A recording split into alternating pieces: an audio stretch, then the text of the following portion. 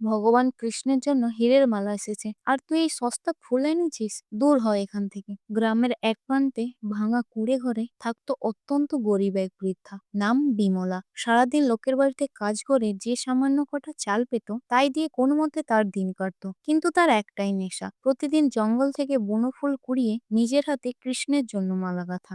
একবার জন্মাষ্টমীর দিন বিমলা সারাদিন না খেয়ে অনেক দূর হেঁটে পাহাড়ের ওপর বড় মন্দিরে গেল। তার খুব ইচ্ছা নিজের হাতে গাঁথা মালাটি আজ সে কৃষ্ণকে পরাবে, কিন্তু মন্দিরের অহংকারী প্রধান পুরোহিত বিমলার ছেঁড়া কাপড় আর মলিন চেহারা দেখে তাকে ধাক্কা দিয়ে বের করে দিল। পুরোহিত তাচ্ছিল্য করে বলল, ভগবান কৃষ্ণের জন্য হীরের মালা এসেছে আর তুই এই সস্তা ফুল এনেছিস? দূর হয় এখান থেকে। এই বলে বিমলা সাধের মালাটি ছিঁড়ে ফেলে দিল কাদার মধ্যে। অপমানে আর কষ্টে বিমলা দু চোখ দিয়ে জল গড়িয়ে পড়ল। সে কাদা মাখা মালাটি বুকে জড়িয়ে কাঁদতে কাঁদতে নিজের ভাঙা কুঁড়ে ঘরে ফিরে এলো। রাতে না খেয়ে সে তার ঘরের এক কোণে রাখা ছোট কৃষ্ণের মূর্তির সামনে সেই কাদা মাখা মালাটি রেখে দিল আর কাঁদতে কাঁদতে বলল, প্রভু, আমি গরিব বলে কি আমার ভালোবাসা তোমার কাছে পৌঁছায় না? পরের দিন সকালে বড় মন্দিরে হুলুস থুলুস পড়ে গেল। পুরোহিত যখন স্নান সেরে জাঁকজমক করে মন্দিরের দরজা খুলল, সে ভয়ে এক পাথর হয়ে গেল। সে দেখল সিংহাসনে বসা কৃষ্ণের মূল মূর্তির গলা থেকে সেই বহুমূল্য হীরের মালাটা উধাও। তার বদলে কৃষ্ণের গলায় পরানো রয়েছে বিমলা সেই কাদামাখা বনফুলের মালাটি।